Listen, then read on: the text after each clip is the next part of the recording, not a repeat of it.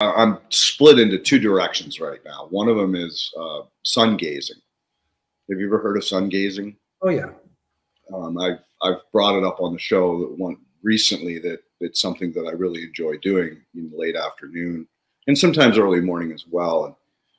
And it's interesting because when you gaze, you get this like almost blue light that blocks the center of the sun.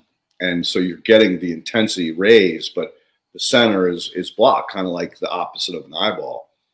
And you definitely can feel, if you're paying attention to your body and you're well connected, you can definitely feel the effects of it. I laughed, kind of to myself and say, "Oh, come on, protons, bring it on, bring it on." And the interesting thing was that the guest at that point we were talking about said, "Well, it kind of makes sense because your eye is black that it would absorb the most amount of light." And so that was like, all right, aha. So when you see these new super black materials, which I'm sure you're well aware of, that just absorb all light, that was like a pretty incredible feat that was created. And I don't know if that makes sense in your world to try to use some of those absolute black colors to help absorb more energy. Would that make sense? I mean, I'm just kind of freewheeling here. You know the black material I'm talking about, right? Yeah.